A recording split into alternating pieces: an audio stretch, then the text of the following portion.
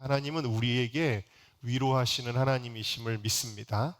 우리가 마음이 어렵고 힘들고 연약할 때에 우리를 위로하여 주시고 용기를 주시고 격려해 주시고 다시 일으켜 주시는 분이세요. 그래서 엘리야가 낙담하여 있을 때 떡과 물을 주시고 천사를 통해서 어루만져 주시고 그렇게 위로하시고 힘도 주셨어요. 그런데 하나님은 이렇게 위로도 하셨지만 예상하지 못한 굉장히 무서운 반응도 보이셨는데요. 자, 오늘 말씀의 9절과 13절에 엘리야가 하나님이 이끄신 호렙산에서 경험한 일들을 한번 읽어보도록 하겠습니다. 시작.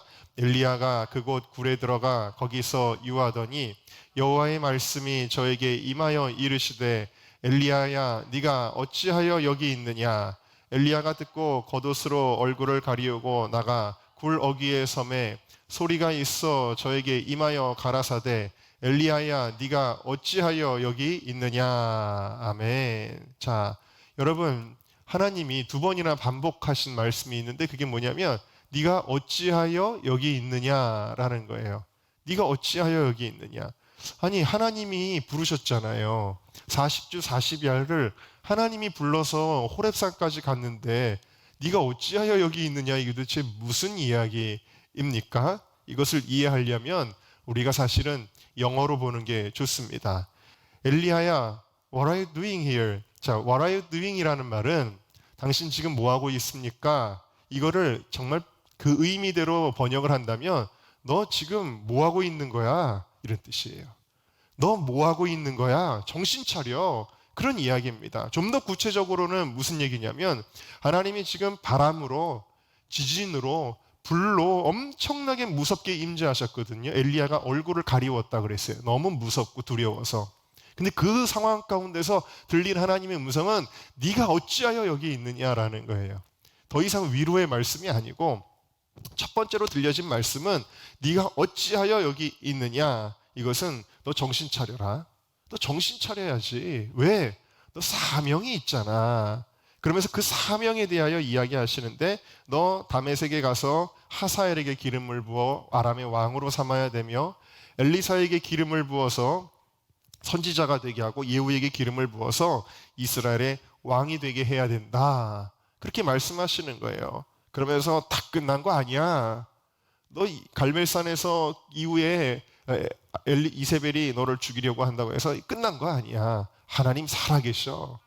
하나님의 사람들 아직도 있잖아. 7천 명 있잖아. 그러면서 너 이런 사명이 있어. 일어나.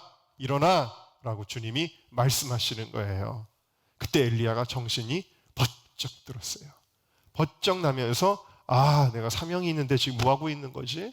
그러면서 얼른 그 사명을 가지고 엘리사에게 또 예후에게로 가서 기름을 실제로 붓는 사역을 감당하게 되어지죠. 성경에는 이런 스토리들이 꽤 등장하는데 한 가지 예를 더 드리면 바울이 아테네 전도에서 좀 실패합니다.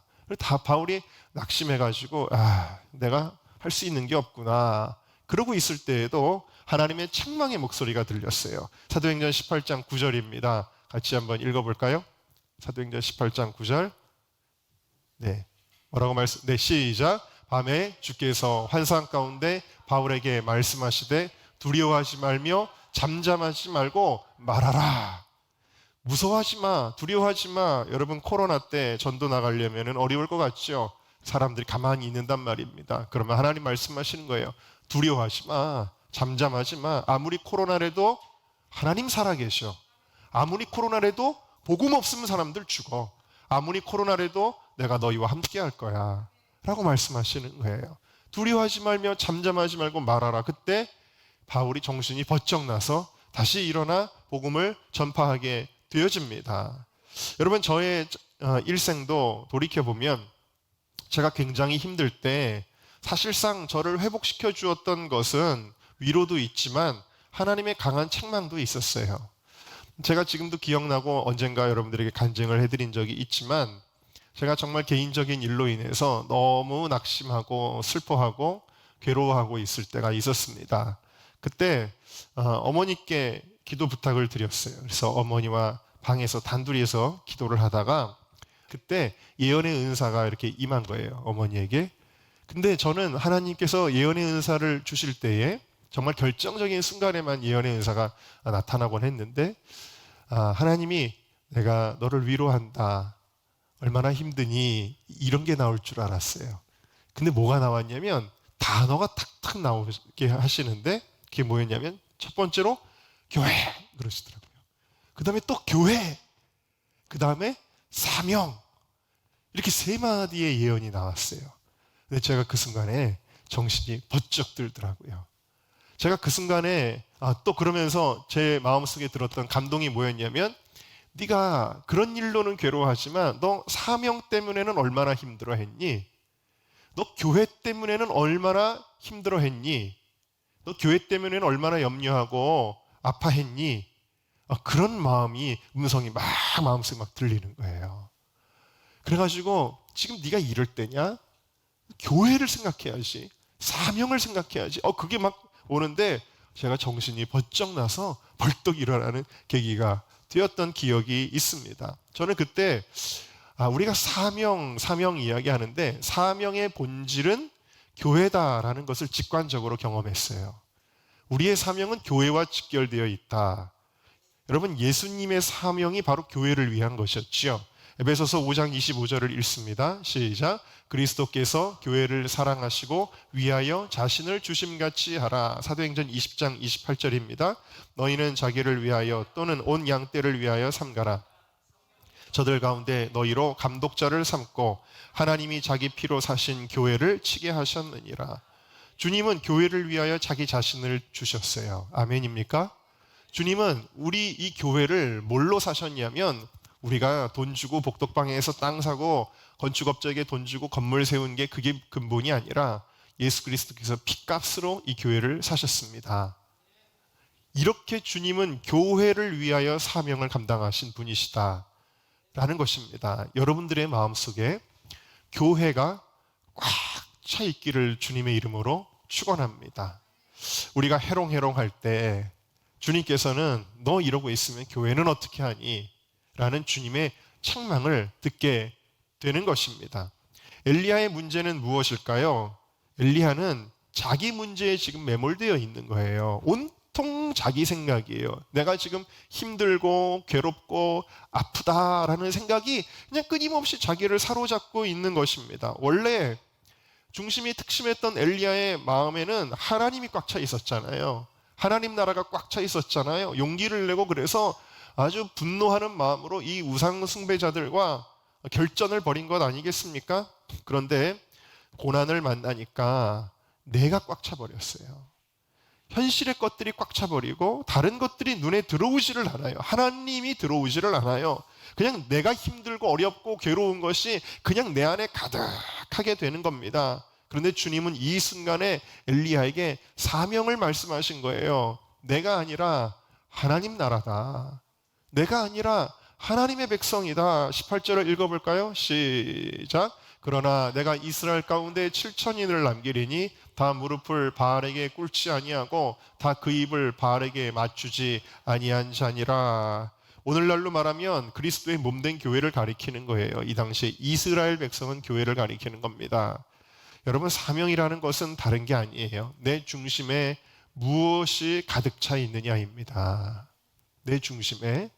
여러분, 조국이 꽉 차 있는 사람은 폭탄을 안고 일본 천황에게 뛰어들게 되는 것입니다. 조국이 꽉 차 있는 사람은 일본 승경들의 총칼이 막 빗발쳐도 태극기를 흔들며 대한독립 만세를 외치다가 피를 토하고 쓰러지는 것이죠.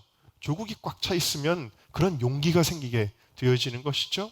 선교와 영혼 구원의 열정이 꽉 차 있는 사람은 매를 맞아도 예수 천당을 외치게 되는 것입니다. 마지막 숨을 거둘 때까지 복음을 전하게 되는 것입니다. 사도 바울의 마음에는 교회가 꽉 차 있었습니다. 항상 교회였어요. 골로새서 1장 24절 말씀을 우리 같이 읽겠습니다. 시작. 너희를 위하여 받는 괴로움을 기뻐하고 그리스도의 남은 고난을 그의 몸된 교회를 위하여 내 육체에 채우노라. 예수 그리스도의 고난에 동참하는데 그것은 교회를 위한 것이었어요. 그 고난에 동참하는 것을 자신의 육체에 채울 정도로 사도 바울은 온통 교회 생각밖에는 없었지요. 고린도후서 11장 28절에 보면 바울을 비난하는 유대인들에게 뭐라고 말하냐면 너무나도 나는 많은 고생을 했다라는 거예요. 얼마나 많이 고생을 했는지 매를 맞기도 하고 옥에 갇히기도 하고 죽을 뻔하기도 하고 막 곤장을 맞았고 그리고 파선하는 배에서 일주일 동안 막 멀미하면서 죽을 고비를 넘겼고 강도를 만나기도 하고 나를 죽이려는 그런 암살자들을 만나기도 하고 시내와 강과 바다의 위험 여러 가지 정말 춥고 잠 못 자고 괴롭고 배고프고 헐벗었던 그런 엄청난 고생을 내가 했었다. 그런데 이런 거는 고사하고 그랬어요. 이 일은 고사하고 함께 읽어볼까요? 시작. 이외의 일은 고사하고 오히려 날마다 내 속에 눌리는 일이 있으니 곧 모든 교회를 위하여 염려하는 것이라. 여러분 사도 바울의 마음속에 이런 거는 난 그런 문제가 안 돼. 내가 여태까지 육체적으로 고난받았던 거는 문제가 안 돼. 내 속에는 오직 교회에 대한 생각뿐이야. 교회가 괜찮을까? 교회가 흔들리지 않을까? 오직 교회를 향한 생각밖에는 없었다. 교회가 핍박받지는 않을까? 교회 성도들은 믿음 생활을 잘할까? 이단에 빠지지는 않을까? 시험에 들지는 않을까? 세상 사조에 휩쓸리지는 않을까? 온통 교회를 향한 염려가 그의 마음속에 있었는데 로마서 9장을 보면은요. 그의 이 교회를 향한 희생정신은 내가 버림을 받을지라도 라는 단서에서 그가 얼마나 자기를 위한 사람이 아니라 하나님 나라를 꿈꾸는 사람이었는지를 볼 수 있게 되어집니다. 여러분 많은 사람들이 교회에 대해 떠올리면 항상 요구하는 게 생각이 나요. 교회가 이래야지, 교회가 저래야지, 교회가 이런 시설이 있어야지, 교회가 이런 프로그램은 준비를 해야지, 교회에서 이런 정책을 펴야지, 목사님이 이렇게 교회를 이끌어 가야지. 사람들은 교회 하면요 늘 요구하는 거예요. 요구하는 거예요. 그러다 보니까 그것이 불만이 되기도 하고 불평이 되기도 하고 내 의견이 받아들여지지 않으면 시험이 되기도 하고 그러는 것이요. 무엇입니까? 나 중심적이라는 거예요. 나 중심적이다. 여러분 이런 사람들은 쉽게 낙심합니다. 이런 사람들은 쉽게 절망합니다. 왜일까요? 연약한 죄성을 가진 내가 중심에 꽉 차 있기 때문이에요. 그러나 교회가 중심인 사람의 마음속에는 알 수 없는 용기가 일어나는 거예요. 그리고 그 용기를 가진 자가 구원을 받고 그 용기를 가진 자를 하나님이 축복하시는 줄로 믿습니다. 이스라엘과 블레셋 군대가 대치하고 있었습니다. 블레셋의 장수 골리앗은 키가 9척이 넘는 어마어마한 사람입니다. 그가 무시무시한 무기를 휘두르면서 위협을 하고 하나님의 이름을 회방하고 있습니다. 그런데 이스라엘에서는 벌벌 떨고 꼼짝을 못하고 있습니다. 우리는 지금 아무것도 하면 안 돼. 벌벌 떨고 있습니다. 그런데 그 전쟁터에 한 소년이 나타났으니 여러분들이 아시다시피 다윗입니다. 아직 성년도 되시지 않은 어린아이였습니다. 그런데 이 다윗의 마음에는 이 이스라엘의 군대와는 다른 면이 있었습니다. 이스라엘의 군대의 마음속에는 뭐가 있는 거예요? 나가서 싸우기로도 하면 저 골리앗 단칼에 죽겠지. 자기가 꽉 차 있는 거예요. 나갔다가 나 죽을지도 몰라. 내가 꽉 차 있는 거예요. 근데 이 다윗의 마음에는 누가 꽉 차 있었을까요? 하나님이 꽉 차 있는 거예요. 하나님의 백성이 꽉 차 있는 거예요. 저 할례 받지 않은 자가 도대체 누구간데 감히 하나님의 백성을 모독하느냐? 하나님의 백성을 모독하느냐는 건 뭐예요? 교회를 모독하느냐? 뭐예요? 결국 하나님을 모독하는 것과 똑같이 여겼다라는 거예요. 그래서 다윗이 분노함으로 나가는데 여러분 다윗에게는 물맷돌 하나밖에는 없었습니다. 그러나 그것보다 중요한 것을 가지고 나갔으니 그의 마음속에 하나님을 위하여 목숨도 아깝지 않은 그 하나님으로 꽉 찬 하나님의 백성으로 꽉 찬 그 마음이 가득 있었다라는 것입니다. 그래서 여러분 돌멩이 하나 들고 그 민족을 살리겠다고 나갑니다.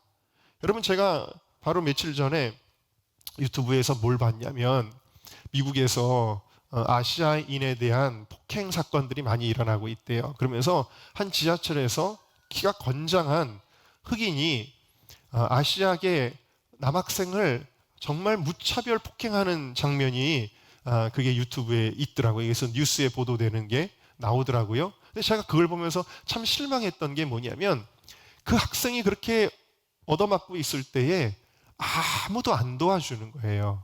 근데 더 그걸 보면서 더 부끄러웠던 게 뭐냐면 마치 그 학생이 한국 학생처럼 보였기 때문에 좀 부끄러움을 느꼈던 게 뭐냐면 구경하는 사람 중에는 흑인만 있는 것이 아니라 한국 사람처럼 보이는 아시아인도 있더라고요.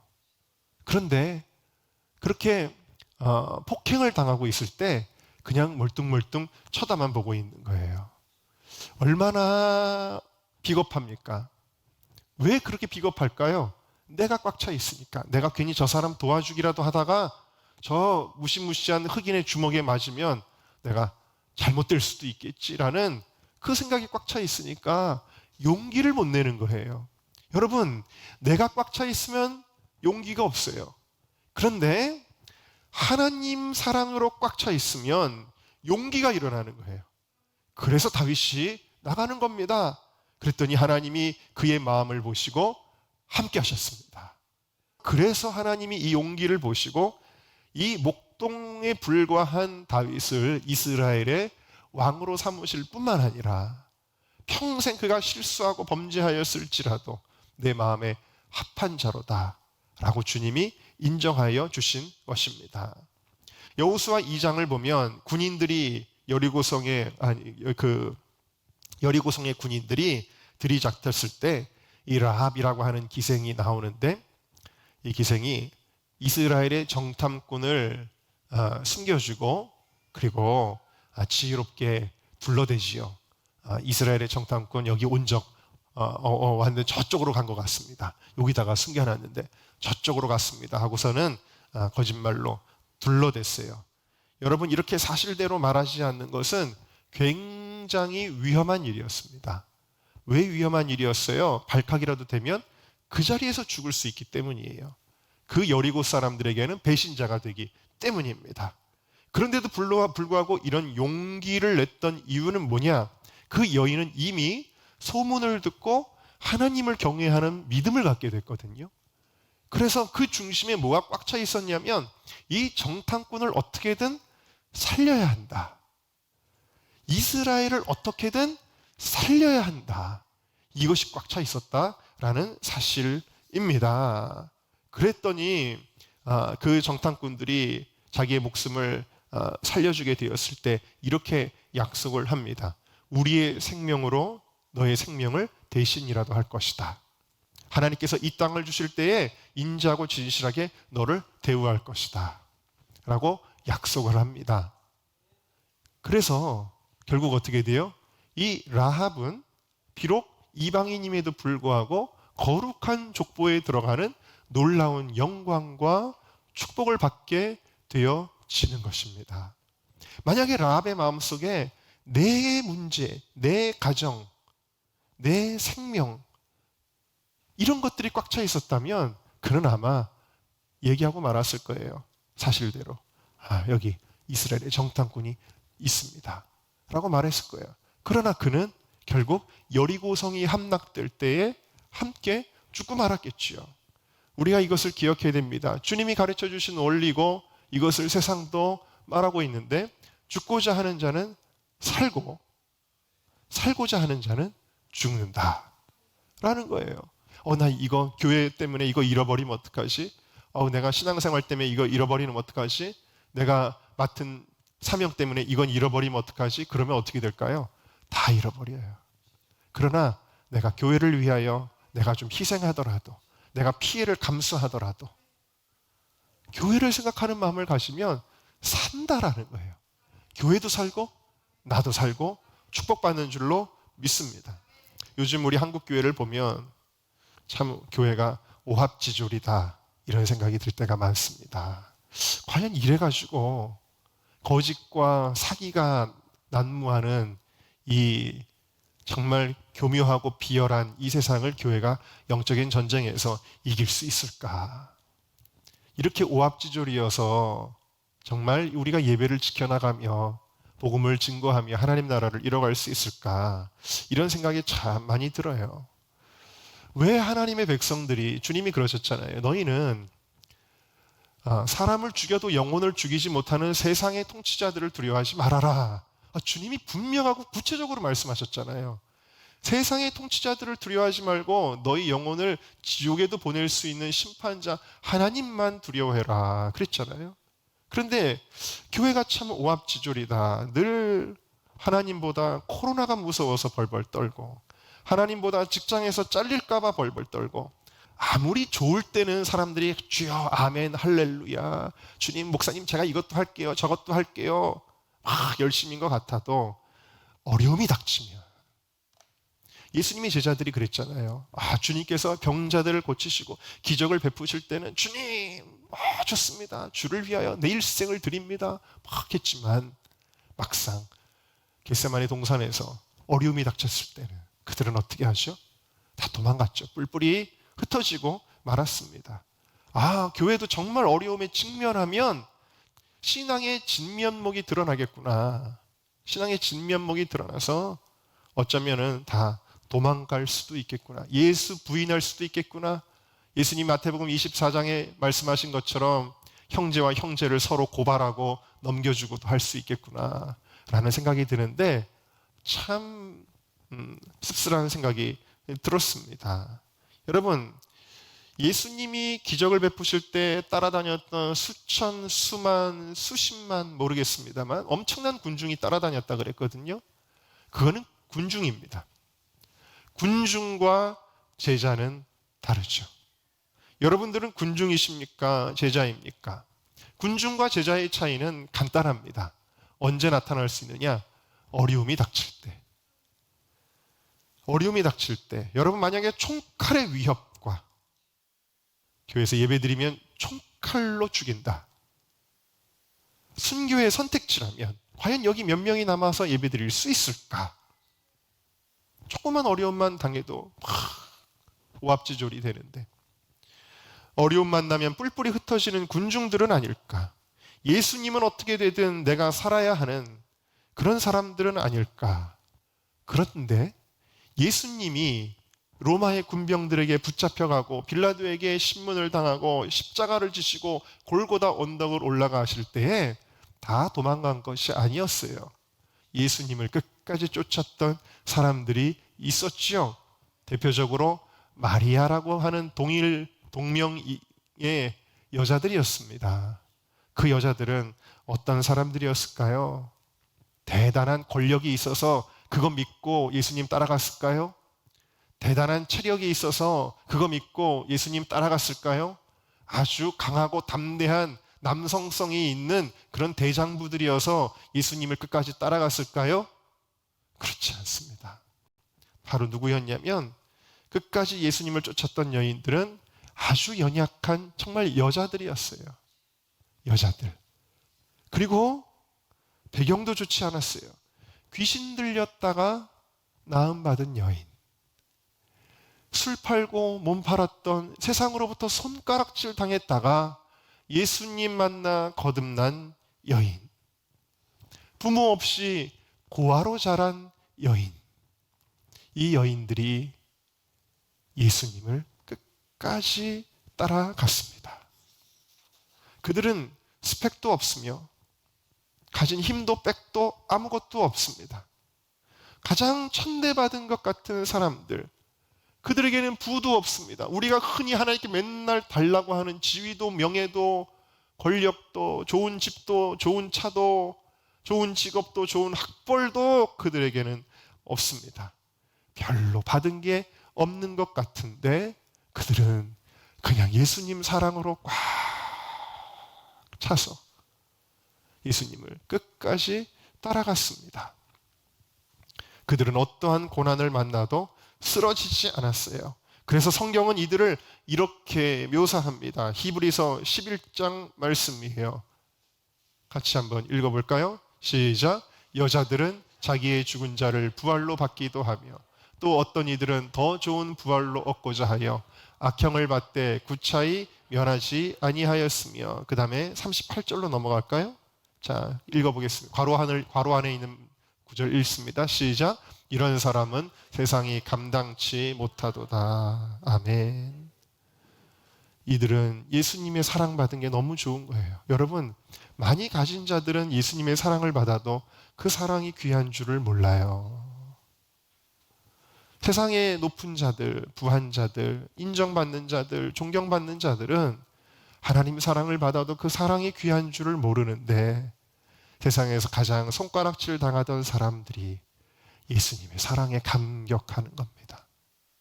그래서 그들은 눈물을 흘리면서 예수님의 십자가를 끝까지 쫓아가는데, 그 누구도 이들을 제지할 수 없었고 이들을 죽이지도 못해요. 세상이 감당할 수 없는 용기가 그들의 마음 가운데 일어난 것입니다. 여러분, 오늘 우리가 여러 가지 현실 때문에, 나의 처지 때문에, 두려움과 걱정과 근심과 염려 때문에 낙심하여 있을 때에 주님은 말씀하시는 거예요. 지금 네 안에 꽉 찬 게 뭐야? 너밖에 생각 안 하는구나. 여러분, 만약에 부모가 좀 어려운 일이 있다고 해서 젖먹이 아이들이 밥을 먹지 못해서 응애응애 하면서 울고 있는데도 내가 지금 힘드니까 난 돌볼 겨를이 없어 하고 애기 엄마가 아이를 돌보지 않고 그냥 누워가지고 그러고 있다면 누군가가 와서 말하지 않겠어요? 정신 차려야지. 애가 죽으면 어떡해? 라고 말하지 않겠어요? 여러분, 오늘 하나님이 우리에게 What are you doing here? 너 뭐 하고 있느냐? 하나님 돌아가셨어? 하나님 죽었어? 함께 하고 있잖아. 뭐 하고 있는 거야? 하나님 주신 꿈 어디다 팔아먹었어? 하나님 주신 비전 어디 갔어? 너 사명 어디 갔어? 교회는 어디 갔어? 주님 말씀하시는 거예요. 정신을 바짝 차리고 일어날 수 있는 우리 모두가 될 수 있기를 주님의 이름으로 축원합니다.